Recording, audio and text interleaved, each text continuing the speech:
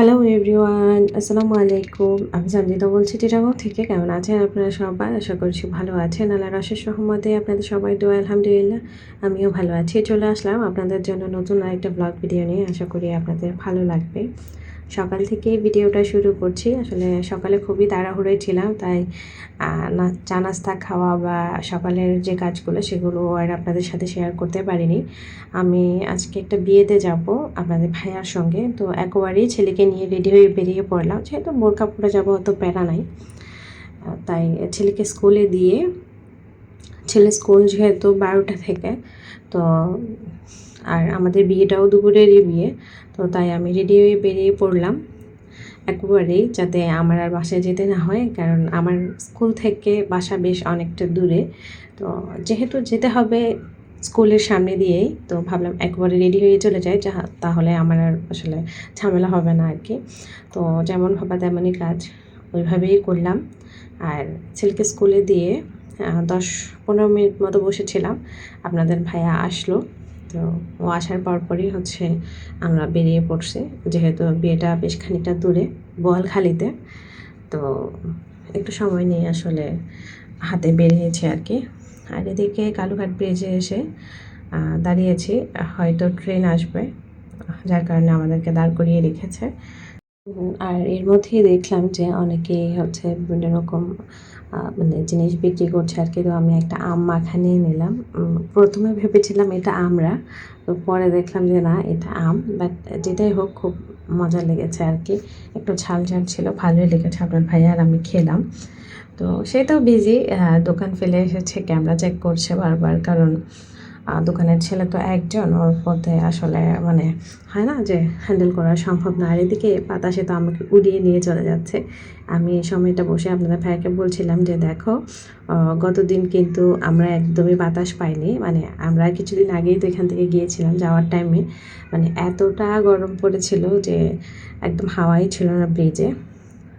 তো এখন দেখলাম যে মাশাআল্লাহ খুব সুন্দর বাতাস, মানে বাতাস আমার মনে হচ্ছে আমাকে উড়িয়ে নিয়ে চলে যাবে।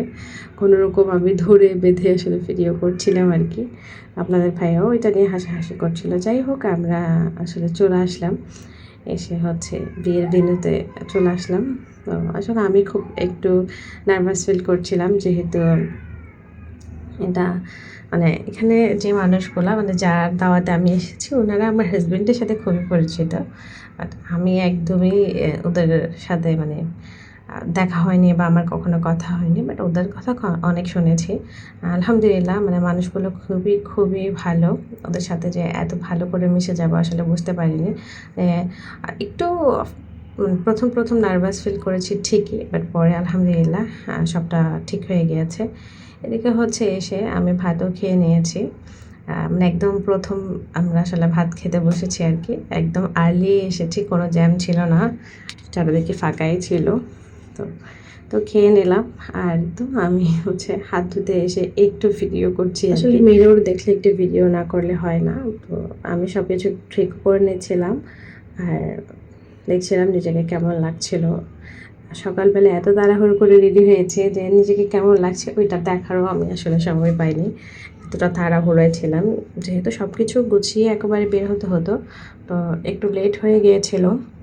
ভাবলাম যে স্কুলটা তো যেহেতু অনেকটা দূরে, যেতে যেতে না আবার মানে ঢোকাতে না পারি, কারণ ওদের স্কুলের নিয়মটা আসলে খুবই কড়া। কিছু মিনিট লেট হলেই ঢুকতে দেয় না। যাই হোক, আমরা খেয়ে দিয়ে বসলাম, এর মধ্যে আমাদের ব্রাইড চলে এলো। অবশ্য আমরা কনে পক্ষ। তো মাশাআল্লাহ, আন্টিকে খুব বেশি সুন্দর লাগছে। মানে একদম সিম্পলে উনি খুব সুন্দর করে আসলে সেজেছেন। এখন বেশিরভাগ বিয়েতেই দেখি যে অনেক জাঁকজমক, মানে সাদামাটা এখন কোনো বিয়েই হয় না। মানে আগের কোনো ফিল আসলে পাওয়া যায় না, বাট এখানে এসে মানে খুব একটা স্নিগ্ধ ফিল পাচ্ছিলাম আর কি, আমাদের বিয়ের মতো। আসলে আমাদের বিয়েটাও অনেক বছর আগে হয়েছে, তো মানে তখনও এরকমই ছিল আসলে, তেমন একটা এখন যেরকম চল আছে আর কি, তখন ওরকম একটা চল ছিল না। যাই হোক, আসলে সময়ের সাথে সাথে সবাইকে চেঞ্জ হতে হয়। বাট আন্টিটা মাশাআল্লাহ খুবই সুইট ছিল। মানে আমার সাথে ওনার প্রথমেই দেখা, বাট এত আন্তরিক ছিল ওনারা, ওনাদের ফ্যামিলি মেম্বার প্রত্যেকেই। বিশেষ করে মামা মানে যার দাওয়াতে আমরা গিয়েছিলাম, খুব আন্তরিক একজন মানুষ। দেখতে কিন্তু বোঝা যায় না, মনে হবে যে সে মানে খুব রাগী, বাট হয় না যে নারিকেল যেমন যে উপরটা একদম খুবই শক্ত কিন্তু ভেতরটা একদম নরম, তো ওনাদের ফ্যামিলি মেম্বারগুলো এরকম, বিশেষ করে মামা ওই রকম। খুবই ভালো লেগেছে, খুব সম্মান করেছে, আদর যত্ন পেয়েছে। আসলে আদর যত্ন করতে কারই না ভালো লাগে। তো খেয়ে দিয়ে আসলে আমরা কিছুক্ষণই বসেছিলাম, বিশেষ করে ব্রাইড দেখার জন্যই বসেছিলাম। তো ব্রাইড যেহেতু চলে এসেছে, আমরা আর বেশিক্ষণ ওয়েট করলাম না, এখন আমি চলে যাচ্ছি বাড়িতে, যেহেতু তারা আছে। আর এখান থেকে যেতে যেতে আমার প্রায় সন্ধ্যা হয়ে যাবে। সন্ধ্যা হওয়ার কারণ হচ্ছে এটা যে এদিকে তো ব্রিজের ঝামেলাটা আসলে অনেক কষ্ট দেয়। সকালবেলায় মোটামুটি ভালোই এসেছিলাম, বাট যাওয়ার সময় অনেক বেশি কষ্ট হয়েছে। সেটা আসলে আপনাদেরকে বলে বোঝাতে পারবো না, এত বেশি জ্যাম হয়েছিল। মানে একদম যখন আমরা ব্রিজে উঠছিলাম তখনও এত একটা জ্যাম, মানে কি বলবো আপনাদেরকে, অনেক কষ্ট হয়েছে আসলে আসার সময়। মানে যাওয়ার সময় যেহেতু কষ্ট করি না, আসার সময় সেটা ডাবল হয়ে গেল। যাই হোক, ব্যাপার না, ভালো কিছু করতে গেলে আসলে কিছুটা স্ট্রাগল তো আপনাকে করতেই হবে। তো আমারও এরকমই হয়েছে আর কি, ভালো কিছু করতে গিয়েছে, একটু কষ্ট হয়েছে, ব্যাপার না। ভালোই লাগলো সব কিছু মিলিয়ে। তো ব্রিজের আসলে এই ভোগান্তিটা জানি না কখন শেষ হবে, কারণ আমি বাসায় যেতে যেতে মাগরিবের আজানের ওয়াক্ত হয়ে গিয়েছে, এতটা সময় লেগেছে। যদি ব্রিজটা থাকতো আর কি, এই সময়টা আসলে লাগতো না, কারণ ওই পার থেকে গাড়ি ছেড়েছে, তারপর হচ্ছে ট্রেন এসেছে, যার কারণে প্রায় 1 ঘন্টা আমরা ব্রিজেই দাঁড়িয়েছিলাম, মানে ব্রিজের নিচে দাঁড়িয়েছিলাম আর কি সিরিয়ালে। আর এসেও শান্তি নেই, এই যে দেখতেই পাচ্ছেন আমরা একদম খুব স্লোলি যাচ্ছি, ব্রিজটা পার হচ্ছি। যেখানে ব্রিজটা পার হতে 2 মিনিটও সময় লাগে না, সেখানে 5-10 মিনিট শুধু ব্রিজেই লেগে গেল, মানে একদমই স্লো। ভিডিও দেখে হয়তো বুঝতেই পারছেন। আর এদিকে তো সূর্য মামা ডুবি অবস্থা, মানে ডুবে যাবে আর কিছুক্ষণের মধ্যে, যেহেতু আসরের আজান দিয়ে দিয়েছে, সূর্য ডুবতে আর বেশিক্ষণ সময় লাগবে না। তো আমার ছেলে যেহেতু আমার মার কাছে, তো আমি আমার কাছেই চলে যাচ্ছি। মাত্র আমরা ব্রিজ থেকে মানে ব্রিজ পার হলাম আর কি, মানে খুব খিজে বিরক্ত লাগছিল আসলে ওই সময়টা, আপনাদেরকে বলে বোঝাতে পারবো না। যাই হোক, এখন একটু ফ্রেশ লাগছে।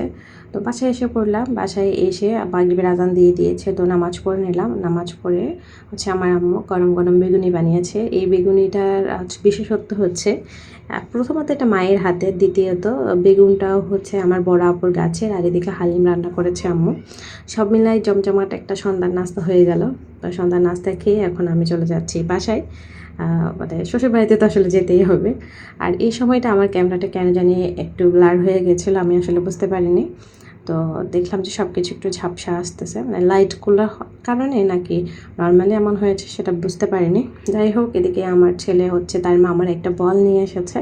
আমার ভাই তো আলহামদুলিল্লাহ যথেষ্ট বড় হয়েছে, সে কিন্তু খেলাধুলা করে না, মানে এখন একটু টিভি মোবাইল এগুলোই দেখে আসলে ছুটিতে, মানে খেলা আসলে তেমন একটা হয় না বাচ্চাদের এখনকার। আর বিশেষ করে আমার ভাই আর আমার ছেলে যেহেতু মাদ্রাসায় পড়ে, ওরা যখনই ছুটিতে আসে ওই কিছুটা সময়ের জন্য আসলে খেলাধুলা বা টিভি দেখা এগুলো, না হয় ওরা আসলে বেশি একটা সময় পায় না। যাই হোক, আমার ননদের মেয়ের বার্থডে, আর এদিকে আমার ছেলে মাথায় তাজ পরে আছে, তো সেটা নিয়েই আসলে আমরা অনেকক্ষণ হাসাহাসি করছিলাম। আমার ননদের মেয়ে অবশ্য বাসা থেকে একটা পরে এসেছে, ওর বার্থডের কেকটা আসলে আমার বড় ননদি বানিয়েছে। আর দুজন এত এক্সাইটেড কেকে, মানে হচ্ছে বিভিন্ন রকম স্টিকার দেখে। আর আমার ননদের মেয়ে, মানে আমার ছেলে যেমন স্পাইডারের ফ্যান, আমার ননদের মেয়ে হচ্ছে ডোরার ফ্যান। তো ছোটোবেলায় আমরা ডোরা অনেক দেখেছি, এখনও হয়তো বাচ্চারা ডোরা দেখে, বাট আমাদের সময়গুলো আসলে খুব সুন্দর ছিল এখনকার বাচ্চাদের তুলনায়, কারণ এখন বাচ্চারা আসলে টিভিতে বেশি আসক্ত বা মোবাইলে বেশি আসক্ত হয়ে গেছে। তখন তো আমরা খুব কম সময় পেতাম, মোবাইল তো দূরের কথা, মানে মোবাইল তো কখনোই দেখা হয়নি, টিভি যাও দেখতাম তাও খুব কম সময়ের জন্য। সিরিয়াল করে রাখতে হতো, একটা টিভি ছিল, আর বাসায় মানুষ ছিলাম অনেক, একজনের এক এক রকম চাহিদা, এক একজনের এক এক রকম রুচি, তো সেই হিসেবে আসলে আমরা মানিয়ে নিয়েছি। বাট এখনকার বাচ্চাদের সেটা হয় না, আসলে সময় খুব দ্রুতই চলে যায়, সেটা আসলে বোঝা যায় না।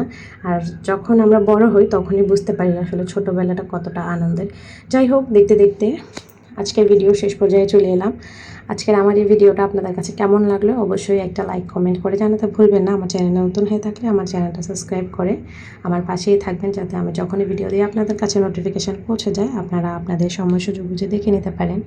আর আমার ভিডিওতে যদি কোনো ভুল ত্রুটি হয়ে থাকে অবশ্যই ক্ষমা সুন্দর দৃষ্টিতে দেখবেন। ইনশাআল্লাহ দেখা হবে নেক্সট কোনো ভিডিওতে। ততক্ষণের জন্য সবাই ভালো থাকবেন, সুস্থ থাকবেন। আল্লাহ হাফেজ, আসসালামু আলাইকুম।